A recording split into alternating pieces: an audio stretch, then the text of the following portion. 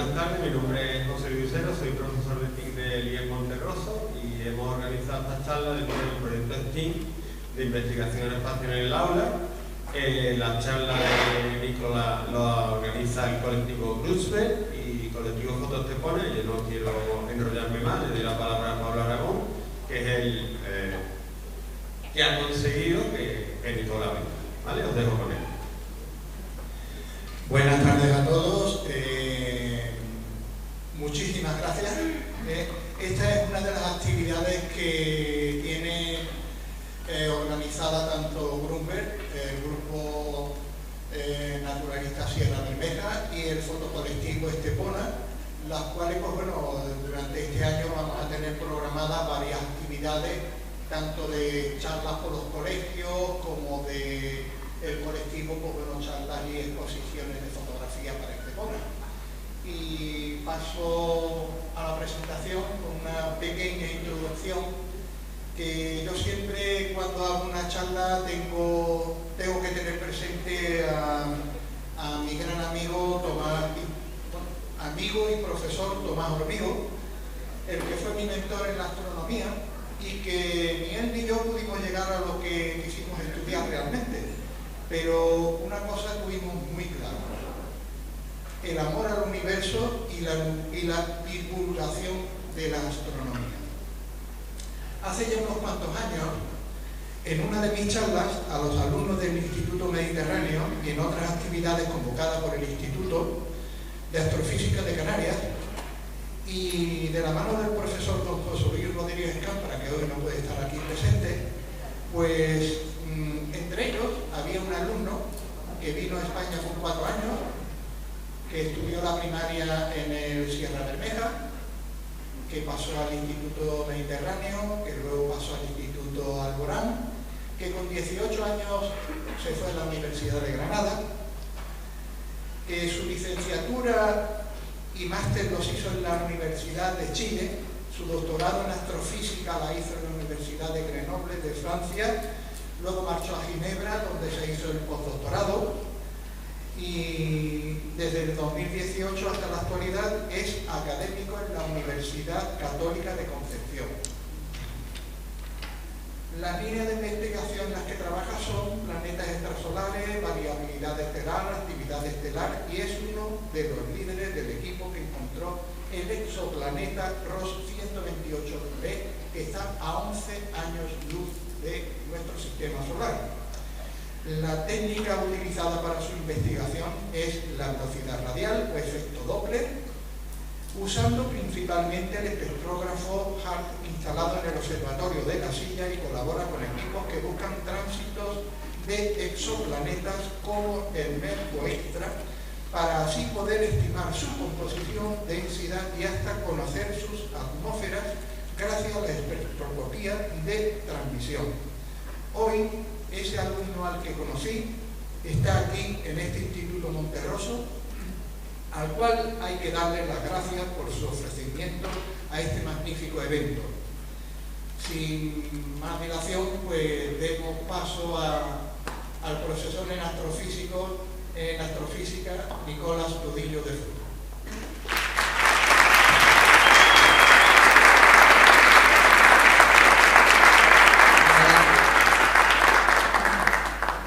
Muchas gracias, Pablo, José Luis, por la organización, a los grupos organizadores, el grupo Cruzberg, el colectivo Fotostepona, bueno, y al Instituto por prestar las instalaciones. La verdad es que para mí es un orgullo volver a Estepona y tener esta audiencia, amigos, familia, profesores, directores de colegio donde yo me crié. Y bueno, y que fueron ellos, ¿no?, los que sembraron esa semilla en mí que me hace ahora dar esta charla a ustedes. Espero que les guste y sobre todo que se entienda algo que sea. Bueno, entonces aquí todos conocemos, ¿no?, Estepona, donde yo me crié, donde están ustedes ahora disfrutando de este paraíso natural, precioso como siempre Estepona. Y aquí se, como comentaba Pablo, lo que es el colegio, ¿no?, todo el colegio, la secundaria. De hecho me acordaba que en esta misma sala hice la selectividad para después ir a la universidad. Y bueno, son son recuerdos bonitos que se vienen a la cabeza y que bueno, que siempre están ahí enraizados, ¿no? Sentirme también yo como parte de Estepona. Y bueno, todos sabemos, ¿no?, dónde está Estepona. Tenemos aquí la península ibérica, donde en esta parte del sur del parque, bueno, está Estepona, ¿no? Y aquí es donde están, bueno, mis amigos de toda la vida, una foto de mi matrimonio con mi madre y sobre todo con los amigos que nos querieron mucho. Y después me fui a Chile, donde estudié astronomía. Aquí una foto con el telescopio NTT de La Silla. Y después de la licenciatura y magíster, con la familia, ya con una pequeña en brazos, un pequeño un poco más mayor, nos fuimos a Grenoble, en los Alpes franceses, ahí es donde me doctoré. Y ahí estamos en el observatorio de la Alta Provenza, que nombraré porque ahí se descubrió el primer exoplaneta. Un observatorio precioso en la campiña francesa, si tienen la oportunidad de estar por ahí, visítenlo. Y es un observatorio muy antiguo, ¿no? Esos telescopios que se ven detrás, apenas se ve, pero ya no son de esa naturaleza, son más compactos, más modernos. Pero este en particular sigue operando, sigue en funcionamiento, tiene un instrumento bastante bueno, no de los mejores, pero permite hacer muy buena ciencia. Y después de Francia y el postdoctorado en Ginebra, en Suiza, pues me volví a Chile con la familia y ya para un poco establecerse. Esta es la película del observatorio de 3.6 metros, un telescopio que hay con ese diámetro, en La Silla, que es el norte de Chile, y ahí están la mayoría de los grandes observatorios que se usa para astronomía de punta, ¿no? Estamos hablando de Bananal, La Silla, Tololo, Gemini, Alma también. Bueno, y en el futuro se tendrá otro más grande. Y en ese telescopio hay un instrumento que se llama HARPS, que se le denomina el cazador de planetas, que lo mencionaré en una diapositiva más adelante. Y esa es un poco la vista que tiene del cielo pristino que existe en Chile, ¿no? Y esa es la razón de por qué se van los observatorios a ese lugar, ¿no? Por la transparencia y la estabilidad que tiene el cielo en ese lugar. Esta es la misma cúpula, pero con una fotografía. Imagino que las personas que están algo en el mundo de la fotografía conocen la técnica, ¿no? Se deja el obturador de la cámara abierta y se sigue el trazo de las estrellas, ¿no? Entonces estamos muy familiarizados que las estrellas salen por el oeste y salen por el este, perdón, se acuestan por el oeste y hacen un movimiento diario que estamos muy acostumbrados, y a lo largo del año, a medida que la Tierra se gira alrededor del Sol, vamos viendo distintas constelaciones, distintas zonas del cielo. Sin embargo, hay unas cuantas estrellas, en ese tiempo eran 6, que eran un quebradero de cabeza. Se movían un poco como ellas querían, no seguían el movimiento del resto de las estrellas de las que estamos acostumbrados a ver. Y son los planetas, ¿no? Los planetas, el nombre planeta significa estrella errante, y ya los babilonios, en el 2000 a.C., se dieron cuenta de que existían 7 estrellas que se movían de forma distinta, como lo hacen el resto de las estrellas. Y aquí tenemos, por ejemplo, una secuencia de Marte en el transcurso de 4 meses, con el fondo fijo de las estrellas del fondo, y vemos cómo tiene un movimiento bastante peculiar. Y eso fue, como se dice, un buen quebradero de cabeza. Se inventaron distintas teorías y fórmulas que pudieron explicar un poco por qué estas estrellas se movían de forma distinta.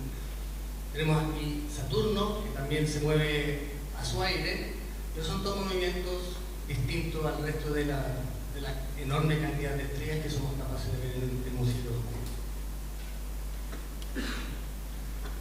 Bueno, y estamos hablando ya del 1600 después de Cristo, o sea, han pasado sus buenos milenios para que llegara un caballero, tomó un catalejo y no tuvo la mejor idea que dirigirlo al cielo y empezar a ver las estrellas. Y eso fue el origen del telescopio, lo que usamos ahora hoy en día para estudiar el cielo. Y Galileo Galilei en 1610, observando Júpiter, se dio cuenta que habían 4 estrellitas diminutas que giraban en torno a Júpiter. Y eso fue clave en lo que es nuestra comprensión del universo. Entonces, estos son son los dibujos que hacía Galileo. Tenemos Júpiter en el centro y estas son las estrellitas de las que les estaba hablando en distintas épocas, en distintas fechas, y estas iban cambiando, pero iban cambiando siempre alrededor de Júpiter.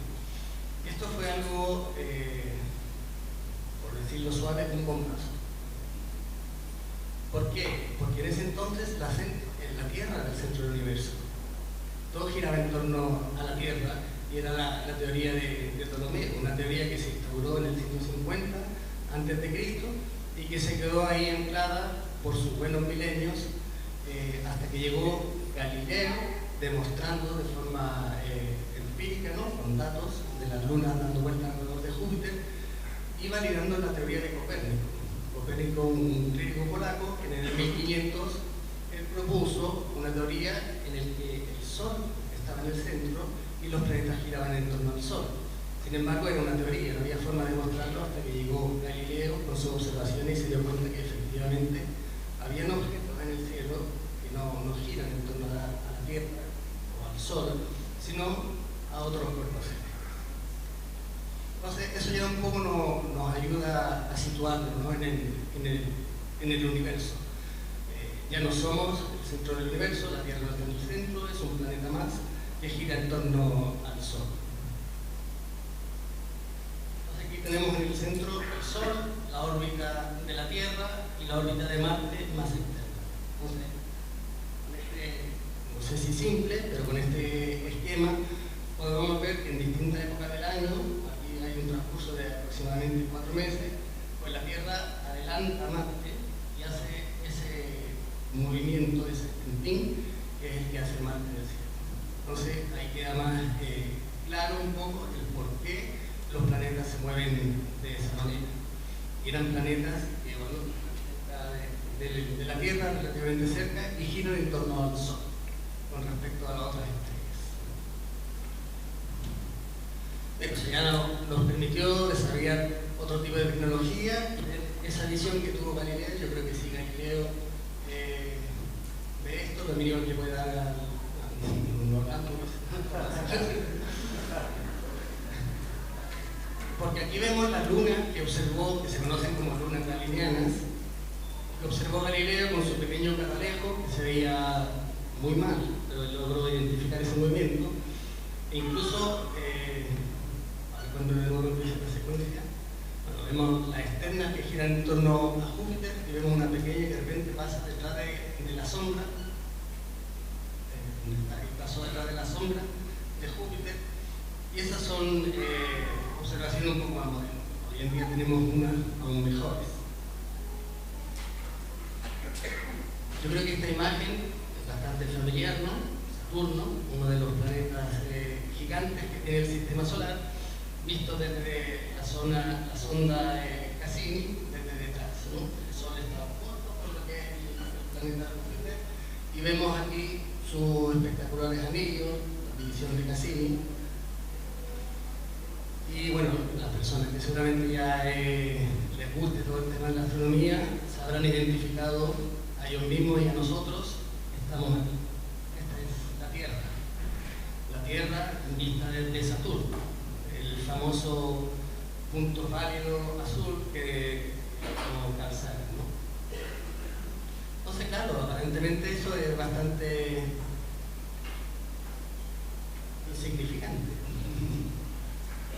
Aunque, bueno, hacemos cosas maravillosas aquí en este puntito pálido azul. Bueno, entonces este es el esquema que tenemos aquí, ¿no? Un esquema que seguramente los niños del colegio lo pintan como de forma fácil y espontánea, pero bueno, nos hemos tardado 5.000 años en hacer un dibujo así, en representar el Sol con una serie de planetas que giran en torno a él, todos los cuerpos que hay, porque aparte de planetas, bueno, hay un montón de asteroides, tenemos 2 cinturones de asteroides, y además algo particular es que está todo muy bien ordenado. Como la foto de fin de curso, así parece el sistema solar, ¿no? Tenemos cerca de la profe, que sería el Sol, los estudiantes, los alumnos más pequeñitos, y detrás se ponen los más grandes, ¿no? Los más pequeñitos son los planetas rocosos, después está el cinturón de asteroides, y después vienen los gigantes gaseosos y después los mundos helados. Y así es como hemos entendido los planetas, la formación de planetas durante muchos años. Los planetas rocosos se tienen que formar sí o sí cerca de la estrella. Los planetas gaseosos se forman sí o sí mucho más lejos. Sí, por cierto, uno de los descubrimientos, porque desde los babilonios se observaba el cielo y eran todos descubrimientos que se veían. Había que coger a simple vista o con el instrumento, se veía el objeto en sí. Pero a mí uno de los descubrimientos que más me gusta fue el de Neptuno. Y el que más me gusta es Neptuno porque fue el único que no fue descubierto mirando. Fue descubierto en una oficina haciendo cálculos. Urbain Le Verrier fue un francés que se dio cuenta de que Urano presentaba unos movimientos un poquito perturbados, ¿no? Un poquito de vez en cuando aceleraba, a veces frenaba, y él dijo: esto tiene que ser por la presencia de un planeta que todavía no hemos descubierto. Y ese planeta fue Neptuno. Entonces Le Verrier, con sus cálculos, hizo las efemérides de dónde había que apuntar el telescopio para descubrir un nuevo planeta, y fue así como un poquito después de 1846 descubrieron Neptuno, ¿no?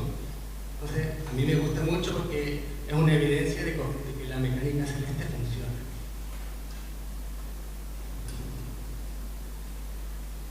Bueno, esta es una galaxia espiral M100 que es muy similar a la nuestra, la Vía Láctea, ¿no?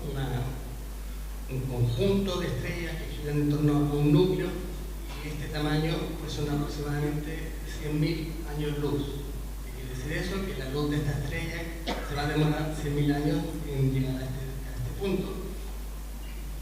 Y si esta fuera la Vía Láctea, pues estaríamos en uno de los brazos de la Vía Láctea. A mí me sorprende la forma en que se ha logrado esto. Esto ahora son imágenes, pero costó un mundo en darse cuenta de que estamos en una galaxia muy similar a esa, ¿no? Es como si nosotros, desde esta misma aula, queremos saber cómo está distribuido este polo sin movernos de aquí. Es complejo, ¿no? Y además, la galaxia de la Vía Láctea es una más en torno a millones y millones de galaxias. Estos, los puntos que vemos en la imagen de atrás, no son estrellas, sino que son galaxias en sí mismas que están con millones de estrellas también. Entonces la pregunta natural es: si hay tantas estrellas, deberían de haber planetas también. Una hermosa foto tomada desde el Torcal en Málaga, con la Vía Láctea. Acá está la constelación de Escorpio, aquí está el centro de la Vía Láctea. Es decir, esto es, si nosotros estamos aquí, si miramos hacia el centro, esto sería el centro y estos serían los brazos espirales de la galaxia donde estamos inmersos, ¿no?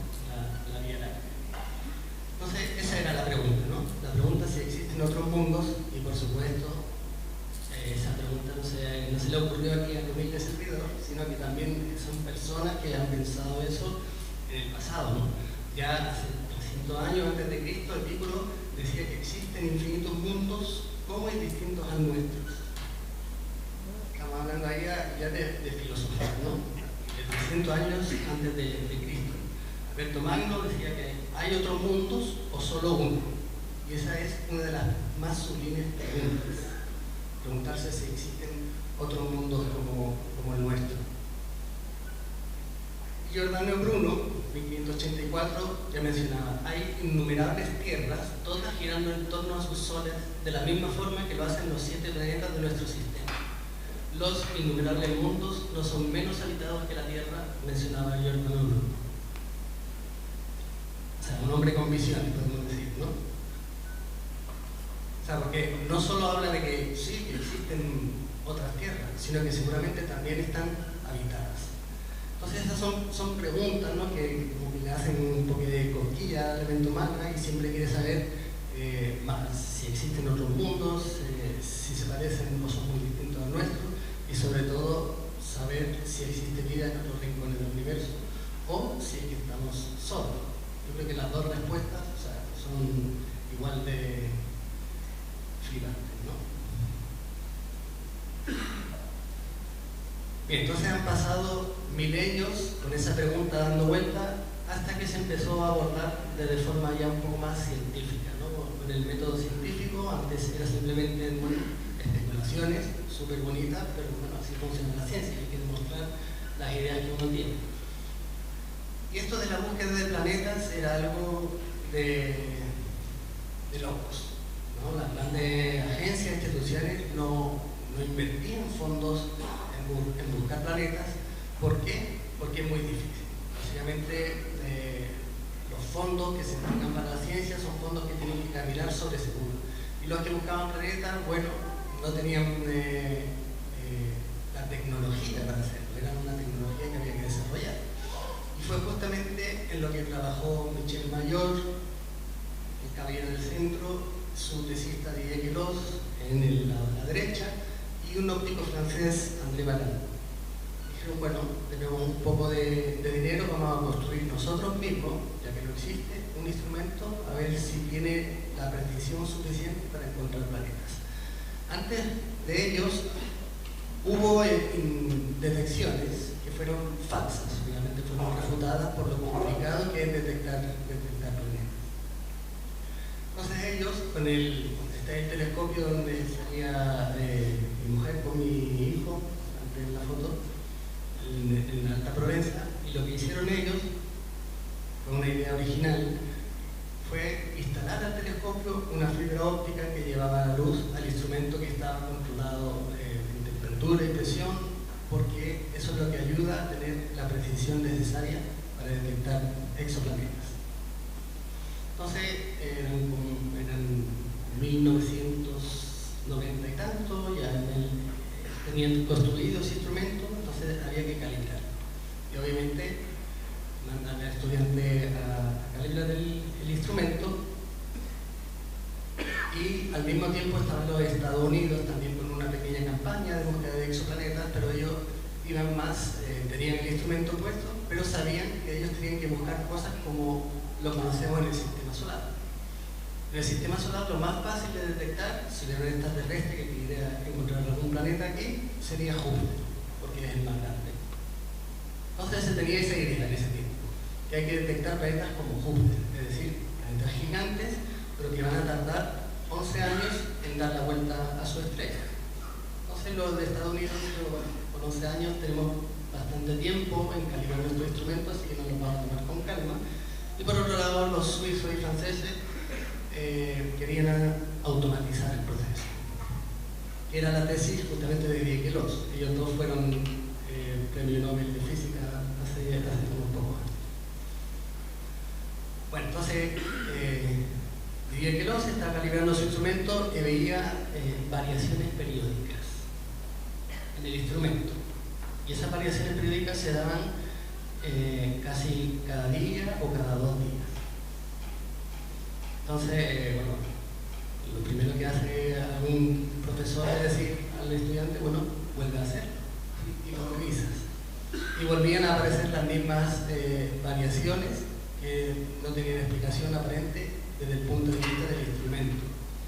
Entonces, ya dándole más vueltas, volvió, fue después de un periodo de vacaciones, volvió el profesor con sus estudiantes, miraron de nuevo los datos, y lo que observó el estudiante no era un problema del instrumento, sino que era un exoplaneta, que era 51 Pegasi B, en la constelación de Pegaso.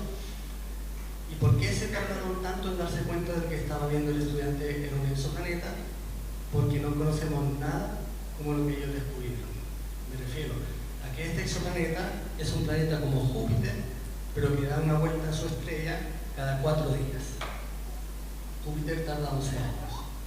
Entonces, como nosotros construimos todos nuestros modelos de formación y evolución de planetas en torno al sistema solar, era imposible que hubiera un planeta como Júpiter tan cerca de su estrella.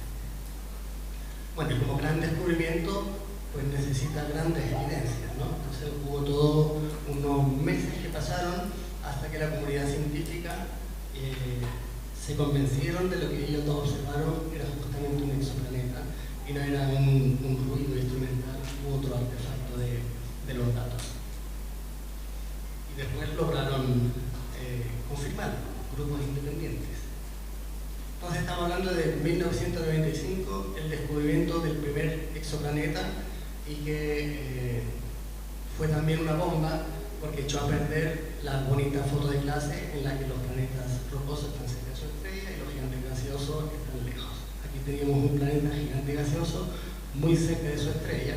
Bueno, ¿cómo funciona la ciencia entonces? Hay que actualizar y que nuestros modelos también puedan describir lo que estamos viendo. Años más tarde ya se logra ver directamente exoplanetas. Son muy pocos. El descubrimiento de 59 Pegasi son descubrimientos indirectos. No se logra ver el exoplaneta. Pero hay unos pocos que sí se logra ver.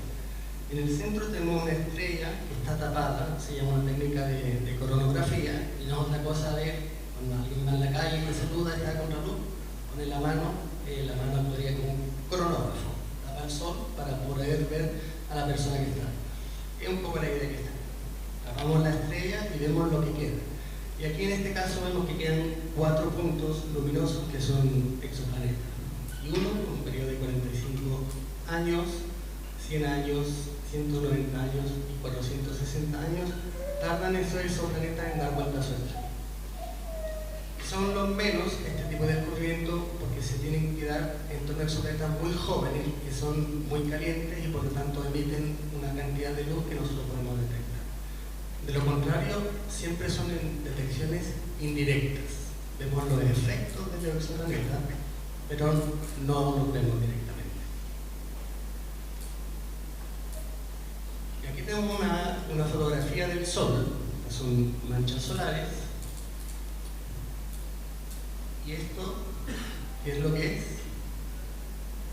Un tránsito en Mercurio.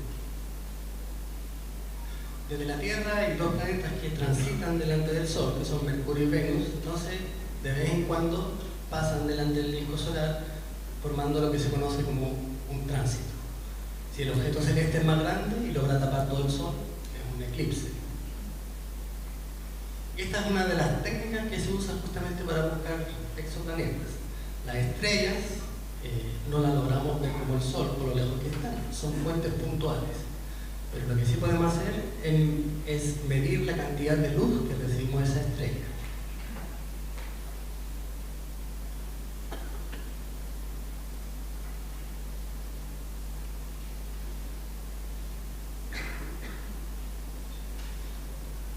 Bien, entonces lo que tenemos abajo, esto es el brillo en este eje, y en el eje horizontal tenemos el tiempo. Entonces lo que vamos a hacer es medir el brillo de la estrella hasta que eventualmente haya un planeta que pase delante. Y entonces aquí ya tenemos la imagen, al igual que Mercurio con el Sol, que tapa una pequeña fracción del Sol. Nosotros no podemos ver la superficie de la estrella, lo vemos como fuentes puntuales, pero lo que sí podemos hacer es medir la cantidad de luz que recibimos. Entonces, si medimos periódicamente una bajada de luz, quiere decir que hay algo que periódicamente está tapando una fracción de esa estrella. Y eso es el método de los tránsitos que se usa para encontrar exoplanetas.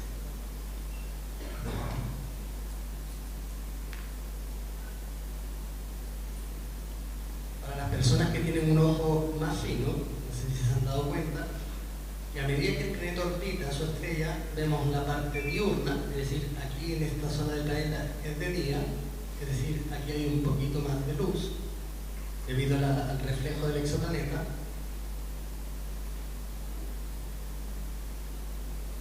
Sin embargo, aquí vemos la parte de noche del exoplaneta. Hay un poquito más, esa luz reflejada del exoplaneta ya no contribuye, y tenemos igual un poquito de menos de luz, aunque el planeta no transita. Es decir, aquí hay una pequeña variación, que es la luz reflejada del exoplaneta en su estrella. Y eso nos indica un poco si es que tiene atmósfera, si es que es muy reactiva, etc. Entonces, el método de los tránsitos. Periodicidades en el decrecimiento de la luz. Este método ha sido muy exitoso. El 80% de los descubrimientos de los exoplanetas han sido gracias a los tránsitos, y Y la particularidad del método de los tránsitos es que cuánto baja la luz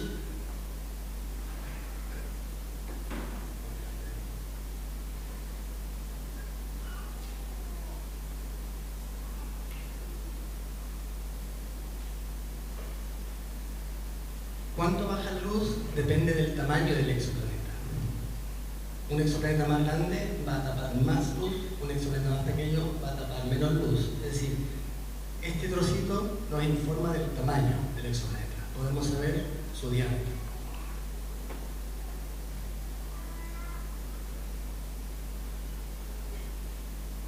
Y este es otro método de detección, un poquito más complicado, voy a intentar a ver si se entiende. Aquí hay una persona haciendo atletismo, lanzamiento del martillo, creo que se llama. El martillo es difícil de ver, es este. Pero una persona puede convencerse de que efectivamente, aunque no sea el martillo, esta atleta está girando con un martillo que tiene determinado peso. ¿Por qué? Porque está inclinada hacia atrás. La persona está girando y está girando en torno a lo que se conoce como el centro de masas. El centro de masa es donde está su pie, que es el punto estable. Entonces, tanto el martillo como la persona están girando en torno a este punto que es el centro de masas. Es decir, el centro de masa de un objeto uniforme, como una regla, va a ser el centro de la regla, pero sin embargo para un martillo que tiene la mayor parte de su peso en un lado, el centro de masa va a estar en el lado. Bueno, y como la física es universal, lo mismo tiene que pasar con las estrellas. Si la estrella tiene un exoplaneta que no se va a ver, entre ambos va a haber un centro de masa también. Y eso es lo que se conoce como el baricentro. Entonces ahí le pedimos disculpas a Copérnico porque la Tierra no gira en torno al Sol. Los planetas del sistema solar no giran en torno al Sol, giran en torno al centro de masa del sistema solar, incluido el Sol. Es decir, el Sol también se está moviendo.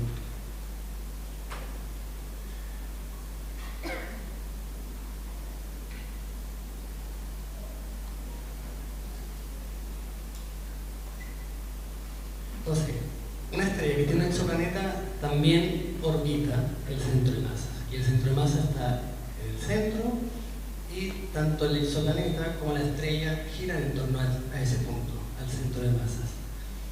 Y nosotros podemos medir el movimiento de esa estrella y podemos buscar ese bamboleo periódico también, en el periodo orbital del exoplaneta, ese bamboleo de la estrella alrededor del centro de masas.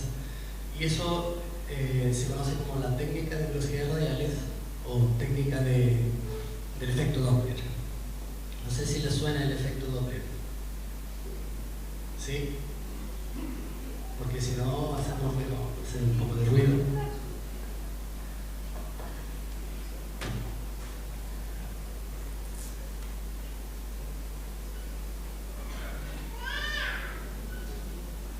Hay personas muy sensibles con el sonido.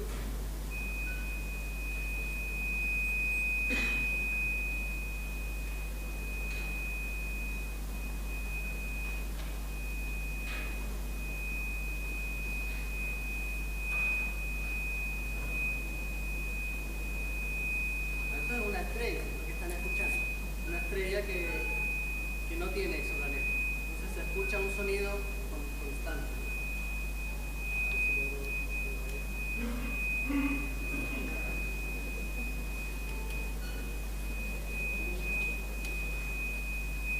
Ahora, si la estrella tiene un exoplaneta, el sonido va a cambiar.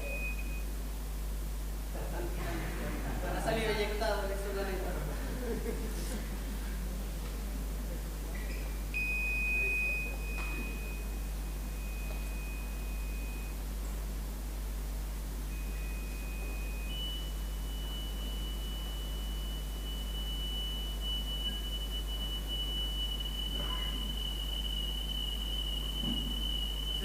¿Notan el cambio en la tonalidad?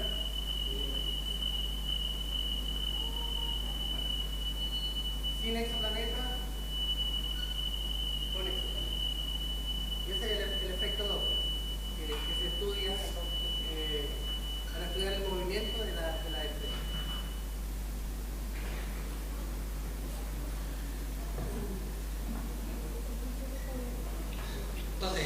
ese efecto Doppler se da en cualquier tipo de onda, ¿no? La luz también es una onda, entonces sufre o se ve impactada por el efecto Doppler, y es lo que nos permite detectar exoplanetas.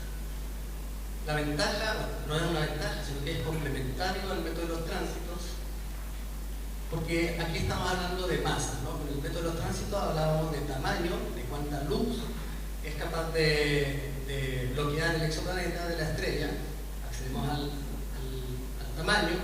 Sin embargo, con la velocidad radial accedemos a la masa del exoplaneta. Cuanto más masivo va a ser el exoplaneta, mayor va a ser el movimiento de la estrella.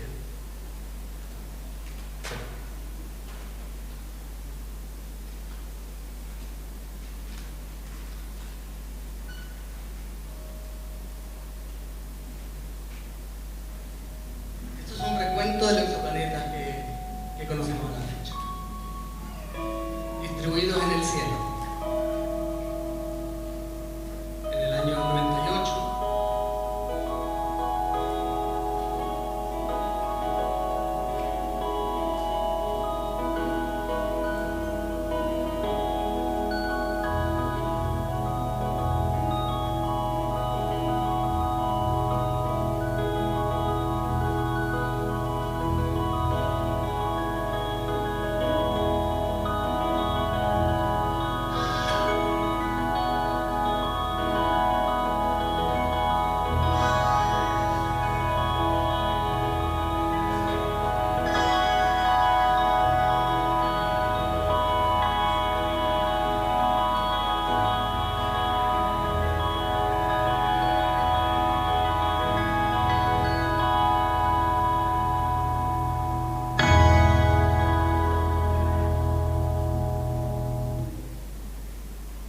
las ideas, ¿no?, de Epicuro no eran tan locas, ¿no? Estamos llenos de planetas, casi todas las estrellas tienen planetas. Y estos pueden presentarse solo, hay estrellas con un solo planeta, o hay estrellas con varios planetas, sistemas multiplanetarios. Entonces, hoy en día se conocen más de 5.000 exoplanetas. Es decir, en un pequeño transcurso de 25 años, desde el primer descubrimiento, ha sido un boom lo de los exoplanetas. Hoy en día, la mayoría de las grandes inversiones científicas se dan en este campo de los exoplanetas.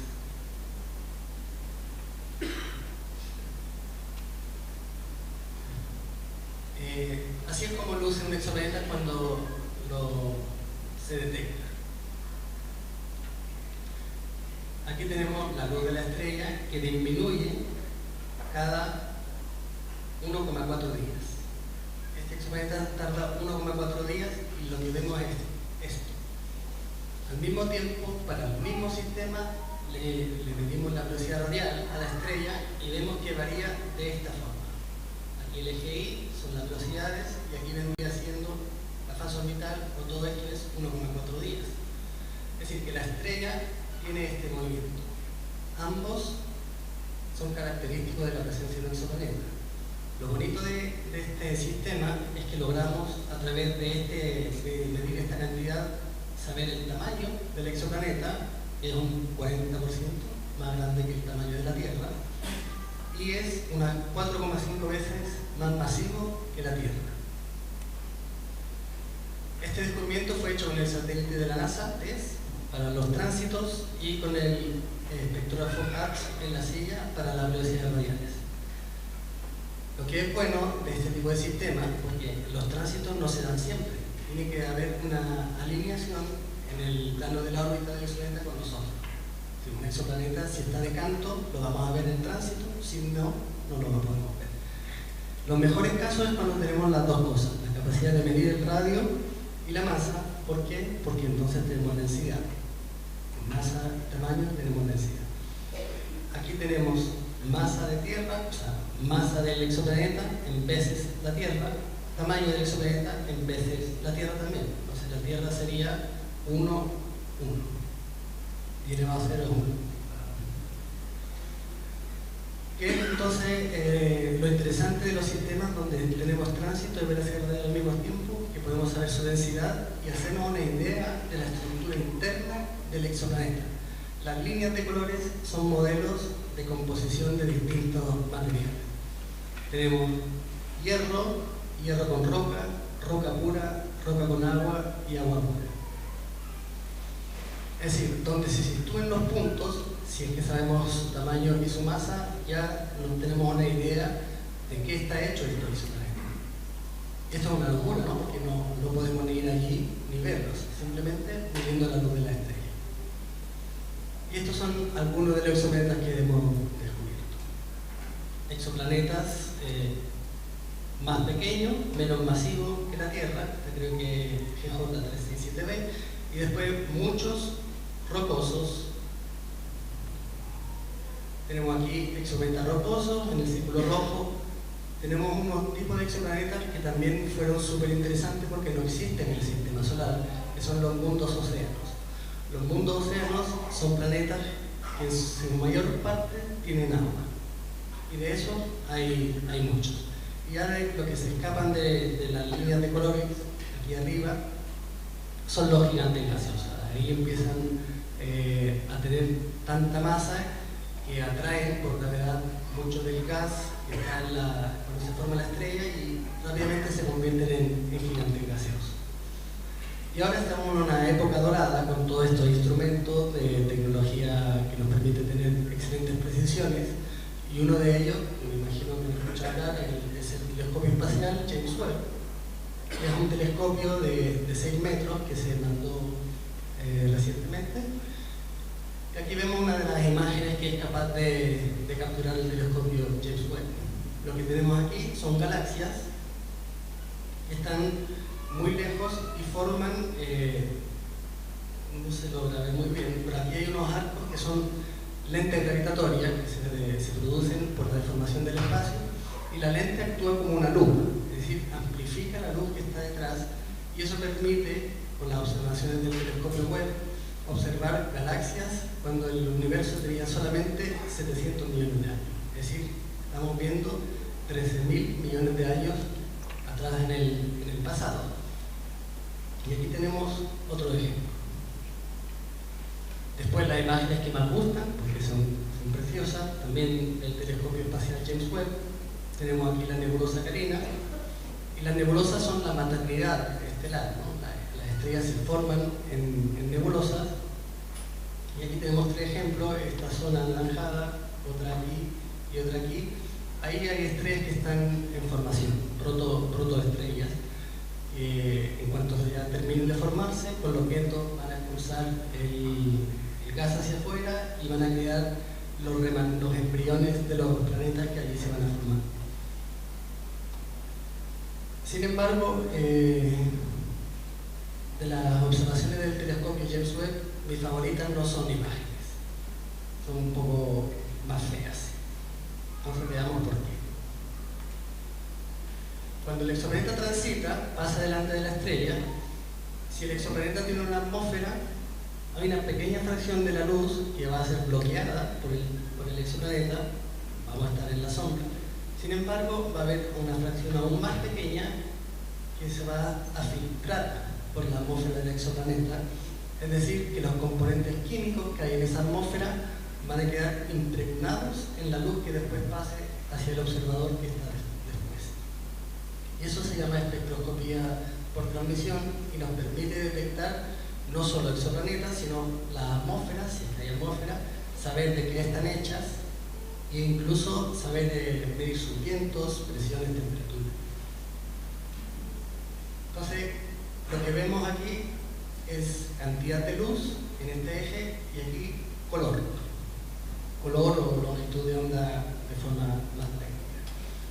Entonces, lo que observamos para los exoplanetas, algunos, no todos, es que también tienen esta disminución en la luz azul, que no es otra cosa, un fenómeno que se llama scattering, y es el que produce el cielo azul de la Tierra.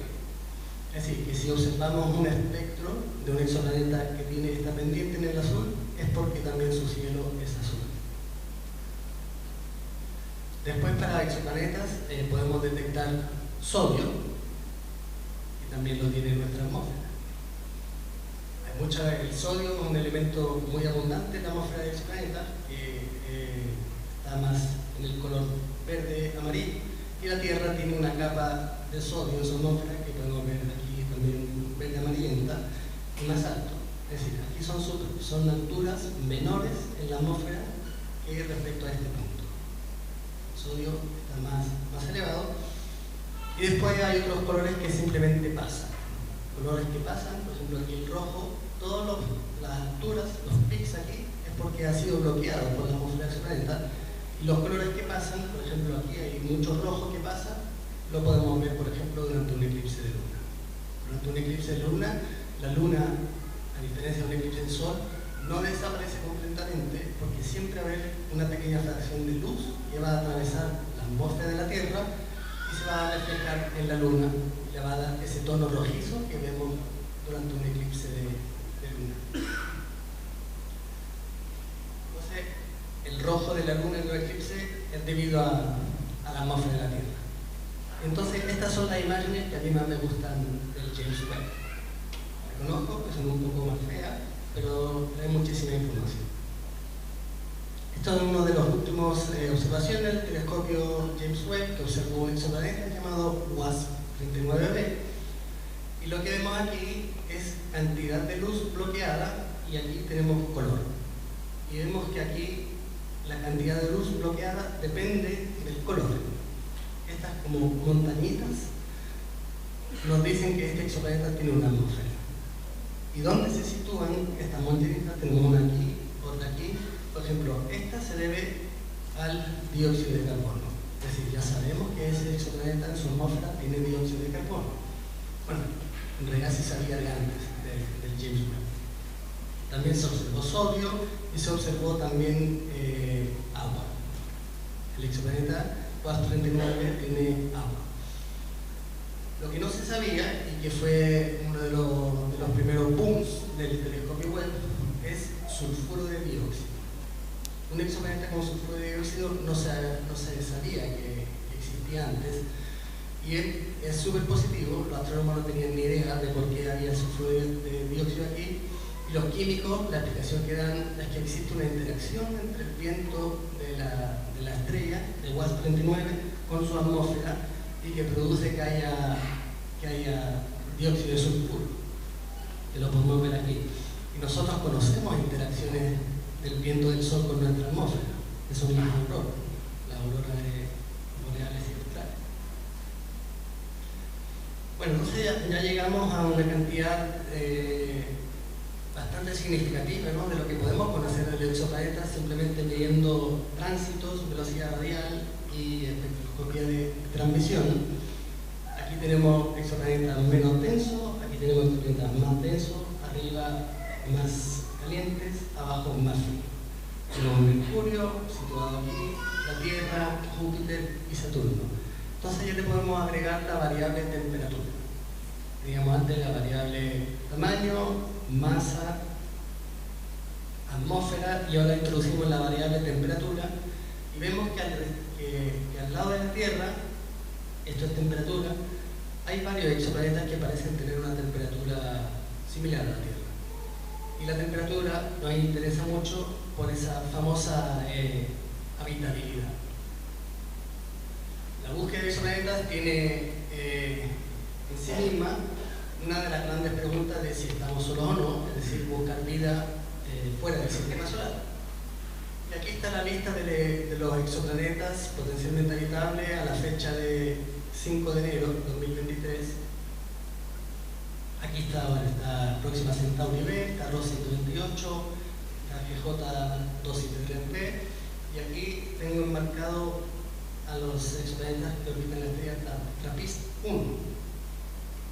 Y TRAPPIST-1 es una pequeña estrella, se llama enana roja, porque son más pequeñas que el Sol, y tiene 7 exoplanetas, esa estrella. Y 3 de ellos están en lo que se denomina la zona habitable. A mí en lo personal no me gusta mucho esa llamada zona habitable, porque puede prestar a confusión, porque que un planeta está en la zona habitable no quiere decir que el planeta está habitado. Hay un mundo entre esas dos frases. A mí me gusta más definir la zona no habitable, que son dos. Entonces las zonas no habitables serían la roja y la azul. ¿Qué ocurre en el límite de la zona roja con verde? Es decir, de la zona no habitable interna. Lo que ocurre aquí es que una pequeña cantidad de gases de efecto invernadero harían que el planeta se convirtiera en Venus. Venus tiene una temperatura tal del Sol que no sería muy elevada.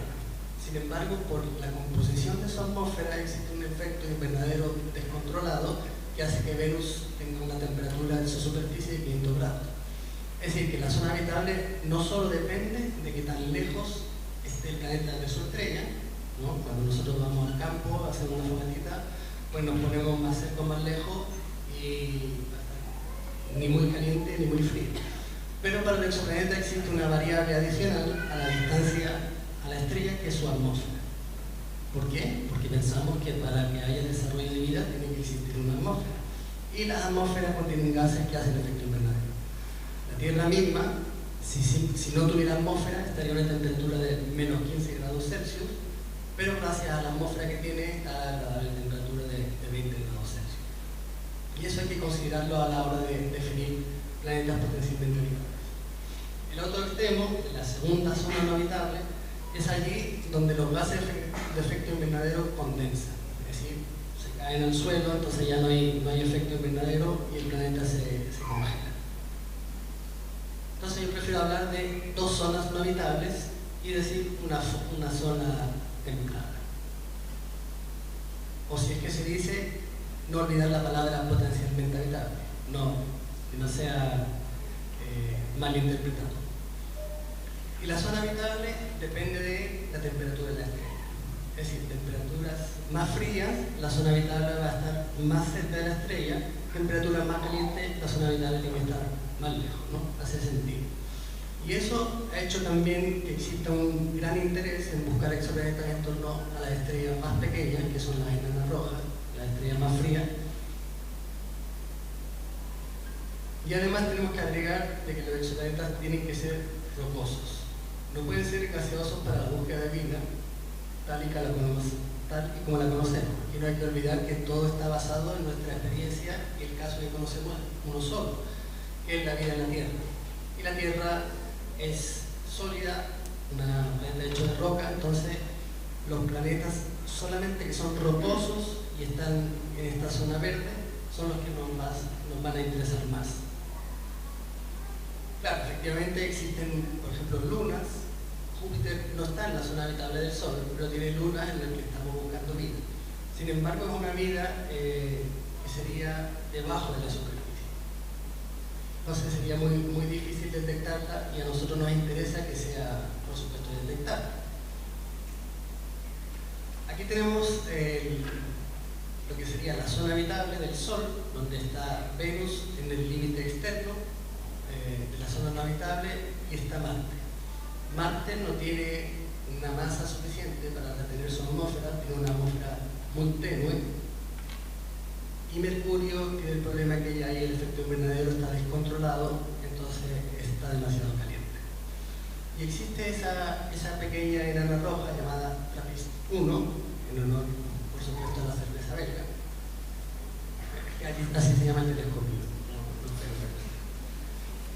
que descubrió a unos 4 años 7 exoplanetas que además transitan su estrella, y hay 3 de ellos, el planeta EFG, que están en la zona templada de su estrella, y hasta ahora esos son de los mejores candidatos para buscar bioseñales, porque además se necesita que la estrella sea suficientemente brillante por temas de señal de ruido.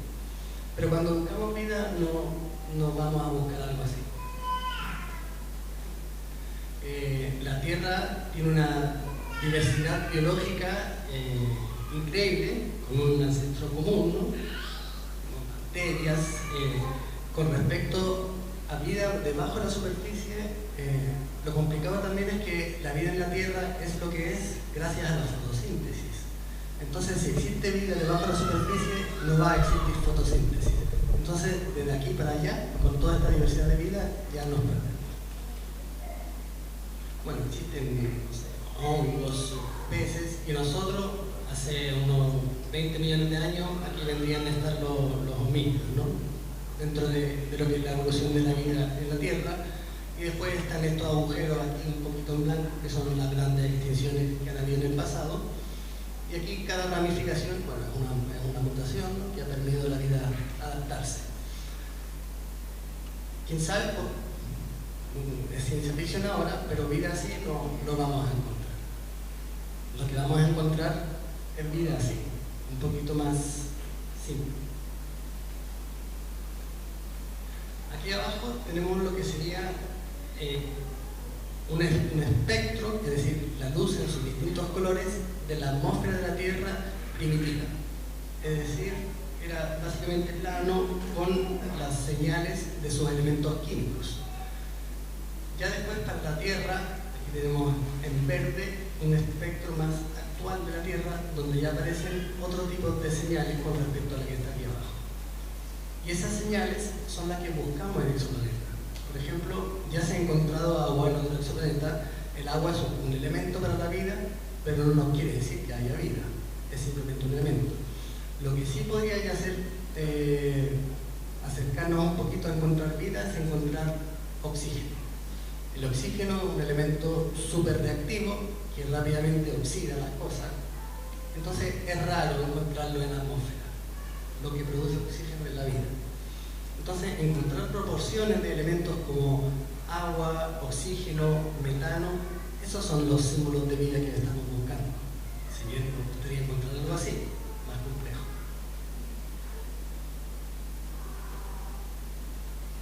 Y es lo que se espera que el telescopio Webb haga con los planetas que giran en torno a la estrella trapista, buscar ese tipo de signos de vida.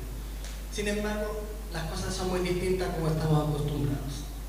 Por ejemplo, la Tierra, si esto fuera la Tierra y esto sería la Luna, sabemos que la Luna siempre nos muestra la misma cara. Y eso se conoce como anclaje por marea. Bien, este fenómeno ocurre también con los exoplanetas que están cerca a su estrella, como los exoplanetas que orbitan trapista. Están anclados por marea. ¿Qué quiere decir eso? Que siempre va a haber la misma cara mirando a su estrella.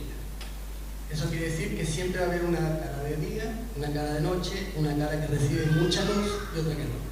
Entonces un exoplaneta habitable en torno a Trappist 1 sería algo más así.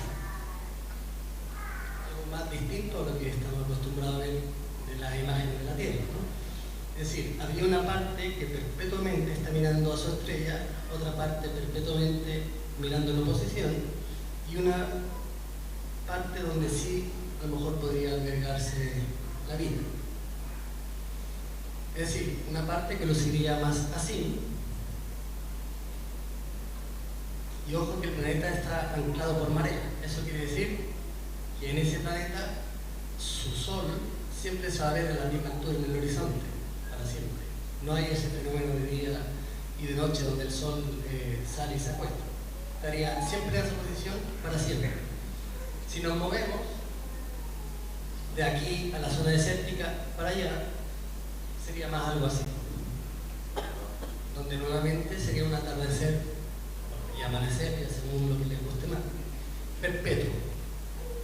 Es decir, daríamos siempre su sol, o Trappist 1 en este caso, cerca del horizonte, y esa sería la zona donde podría haber agua líquida.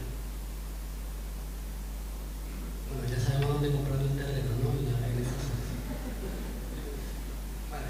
Ya la otra zona, la que es perpetuamente de noche o que no recibe luz directa de su estrella, luciría más algo así. Además, por otro lado, ese planeta, si ya Tarifa es la meca del windsurf y el kite, este planeta sería más aún, porque tendría que tener una atmósfera lo suficientemente densa de que circule el calor de la zona caliente a la zona fría por vientos perpetuos de varios kilómetros por hora. Bueno, otra alternativa es buscar vida más cerca, que es lo que se está haciendo, por ejemplo, con Marte. Allí se han mandado una serie de rovers, incluso drones, que han sobrevolado la zona, ciertas zonas de Marte, pero yo soy un poco más crítico con Marte. Para mi gusto personal, yo creo que a Marte vamos a ir de turismo, pero no va a quedarnos allí. Porque no es un planeta, es muy inhóspito, ¿no? Por ejemplo, para ir a Marte tenemos que esperar aproximadamente 2 años, que es cuando está cerca de la Tierra. El viaje tarda como unos 3 meses, hay que ir con calma. Bueno, ya una vez allí, la presión, bueno, nuestros tímpanos no están acostumbrados a una presión 160 veces menor que la Tierra, pero a mí lo que más me preocupa es esto. Ir a Marte es como hacerse al día 55 radiografías. O sea, es una locura. Y si bien las mutaciones han sido muy necesarias para la evolución de la vida tal y como la conocemos, a ese nivel de radiación nada pinta bueno.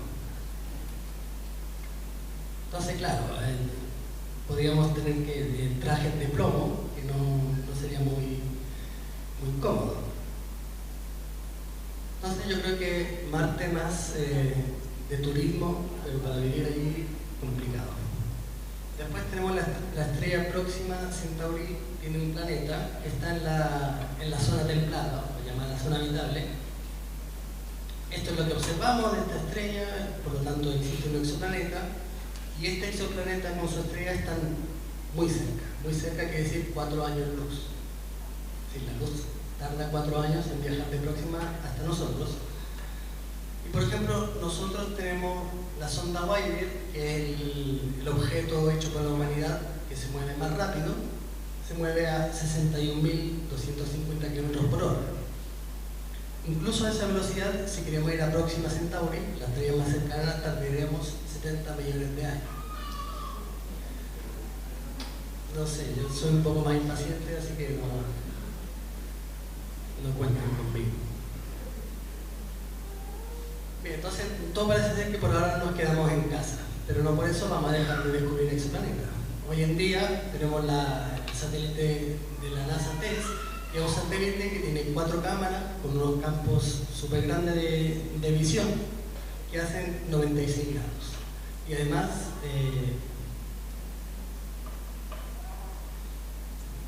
este satélite va girando, es decir, que va mapeando todo el cielo. Es decir, que aquí ya el descubrimiento de exoplanetas es una escala industrial, ¿no? Y este TESS ya tiene del orden de 10.000 exoplanetas candidatos que se tienen que confirmar. Se tienen que confirmar con nuevas observaciones y de forma independiente. Esta es una foto que tomé desde el Observatorio de la Silla. Aquí tenemos Paraná, en Chile. Entonces, esas son las herramientas que tenemos hoy en día para esa búsqueda de exoplanetas, eventualmente búsqueda de vida. En el futuro, en el 2030, va a entrar a operación el telescopio extremadamente grande, con un espejo de casi 40 metros, y ese es el que tiene más posibilidades, o va a estar hecho para encontrar, buscar señales de vida. El James Webb, si bien es el último juguetito, no está diseñado para buscar vida, está diseñado para estudiar atmósferas de exoplanetas un poco más parecidos a Neptuno y a la Tierra. No llega a esa precisión todavía. Pero bueno, aunque como cualquier niño, juguete nuevo, ya estamos pensando en el siguiente. Este sería el telescopio espacial LUVOIR, ya estamos hablando del 2039, un telescopio espacial con un espejo de 15 metros, el James Webb son 6 metros, y ese sí tiene más, estamos ya hablando de buscar vida de forma más seria. Así que bueno, por mientras sigamos disfrutando de lo que tenemos aquí, en este caso de la Costa del Sol y Estepona, y muchas gracias por escuchar.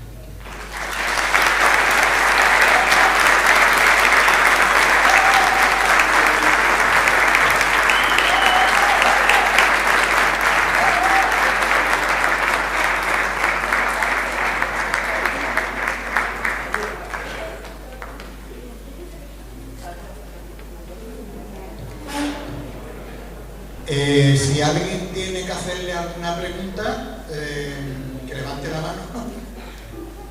Venga. Y buenos días. Muchas gracias. Encantado de haber venido a oír esta charla. La pregunta es simple. ¿Todos esos planetas que se han descubierto son de estrellas dentro de la Vía Láctea o hay algunos fuera? Sí, todo dentro de la Vía Láctea. O sea, estamos sondeando una parte muy pequeña de lo que es la Vía Láctea, ¿no? Porque tenemos que tener una estrella suficientemente brillante para poder detectar su luz. Ahí viene. Bien, entonces, si esto es la Vía Láctea, nosotros estamos situados aquí y la zona donde hemos encontrado exoplaneta sería más o menos así. Es decir, hay toda esta parte que no tenemos todavía la tecnología o incluso a veces el acceso, ¿no? Porque aquí hay otras estrellas que tapan la visión. Entonces sí, todo es en la cercanía de nosotros.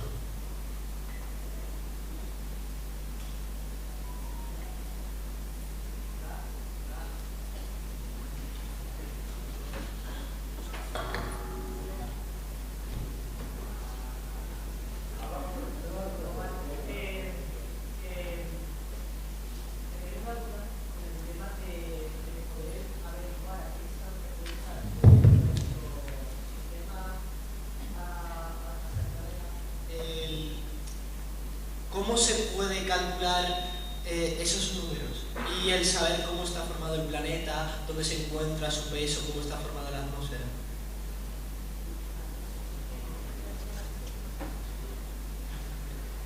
Con respecto a la distancia, hay un efecto que se conoce como paralaje. Y ese es muy fácil de probar. Tú miras con respecto a una puerta que está en el fondo con un ojo y después lo miras también con el ojo, con el otro ojo, y miras que se mueve. Y la cantidad de que se mueva depende de la distancia. Y ese es el efecto. Y eso es lo que se utiliza para medir la distancia de estrellas. En este caso, en vez de taparnos el ojo izquierdo, en el caso de la Tierra sería estar en un punto de la órbita, esperar 6 meses que vaya al otro extremo de la órbita y ver cómo estrellas más cercanas se mueven con respecto al fondo. Conocemos ese ángulo, medimos la distancia. Trigonometría que a lo mejor vas a ver pronto. Y después, con respecto a la composición, tiene que ver con la interacción de la luz con la materia, ¿no? Sabemos, esa es la imagen clásica del átomo de hidrógeno con su electrón. Si le pega una luz con una determinada frecuencia, el electrón salta y produce una línea de emisión o absorción que se llama la línea de espectroscópica. Eso es lo que utilizamos para saber de qué están hechos la atmósfera de exoplanetas y además también la utilizamos para medir el efecto doble. Esas líneas, nosotros sabemos en qué color se sitúan exactamente, sin embargo, si es que se mueven un poquito, es debido al efecto doble, podemos medir entonces la velocidad de la estrella. La velocidad de la estrella nos da el tamaño y estudiar el espectro nos da la composición, si es que tiene una atmósfera.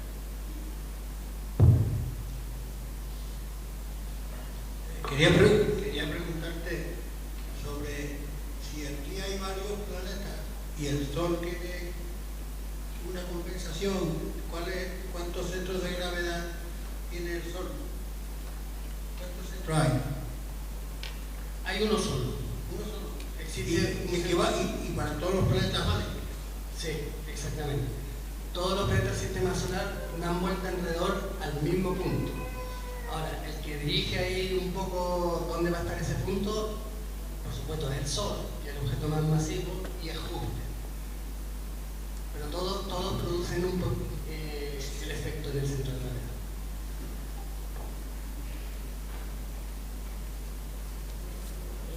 Buenas tardes. Yo solamente quería preguntar una pregunta, pero van a hacer dos. Hace, Pablo a lo mejor sabe mejor que yo lo sé, unos 30 años, hubo un físico que escribió sobre las medidas del universo y hasta hace nada, era el libro más exacto sobre lo que tú estás comentando. No sé si sabes a quién me refiero. También es cierto de que esa persona, y es lo que me preocupa, dejó un legado a Estepona que era era una base y unos planos para hacer un telescopio de largo alcance, el cual ni se ha hecho ni nadie sabe dónde están los planos. Que pregunten. Sí, bueno, y además los telescopios siempre los ponen en distintos puntos y al final es donde llueve menos. Por ejemplo, en Chile ahí están en el desierto y ahí no llueve prácticamente nunca y nunca hay nada.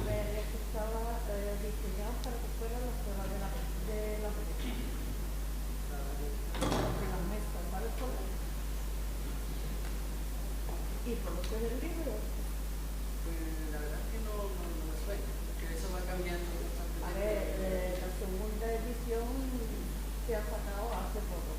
La ha sacado la ciudad de la Cristina de Valencia. Pero si se acuerda, le da el... No, si te vas a hacer más, porque lo hacen pronto. El libro al que hace referencia es el libro que escribió Tomás Hormigo. Siendo profesor de física, pues recopiló en este libro las preguntas más frecuentes que les hacían los alumnos cuando él hablaba de astronomía. Poco menos lo que está explicando aquí: cómo se puede pesar la luna, cómo se mide la velocidad de la luz, cómo la midieron, cómo midieron el diámetro de la Tierra hace casi 3.000 años, todo con las matemáticas. Y él escribió ese libro que se llama Las medidas del universo, que se reeditó nuevamente a través del Planetario de Valencia, de la Ciudad de las Ciencias de Valencia, ¿vale? Por ahí lo podéis encontrar. Se llama Las medidas del universo. Ah, perfecto, entonces lo voy a buscar yo también, ahora que lo menciono, porque... En la biblioteca municipal, el que quiera verlo, debe de haber un volumen. Mira. Se le olvidó poner los Fue súper interesante, además Tomás Hormigo, que si bien era profesor en Málaga, ¿no? De vez en cuando venía a Estepona y yo me acuerdo que en el Mar de Alborán organizamos una charla con Tomás, justamente. Tomás era nativo de Estepona, quería hacer una teología y todo lo hacía por Estepona. Vamos, de hecho, mi explicación que yo no quiero que yo en la normal no estoy dando con este enfoque. Siguiente pregunta.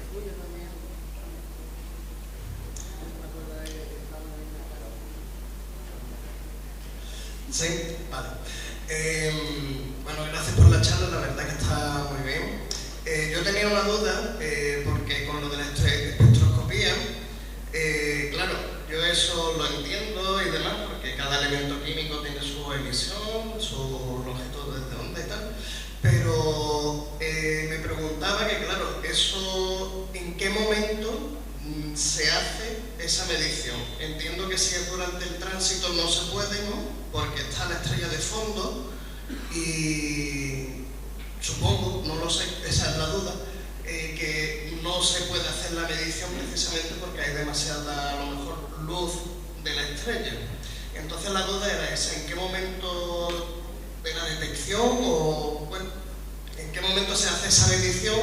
Y la otra cuestión es un poquillo más técnica, que es en cuanto a, bueno, ¿cómo se hace eso? Porque antes has enseñado la fotografía de la atmósfera de la Tierra y es una cosa muy fina y entiendo que una cosa fina vista a varios años luz de distancia, más fina será todavía. Entonces, bueno, ¿cómo caso esas dos cosas que son las dudas que tengo realmente?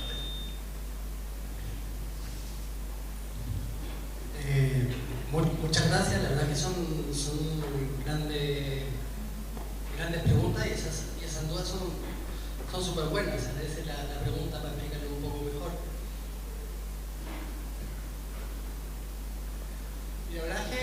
observa continuamente, ¿no? Como bien han dicho, son señales tan pequeñas que es muy difícil encontrar. Es como, no sé, si quieren escuchar a alguien en un concierto de Metallica, es complicado, ¿no? Porque hay otro entorno.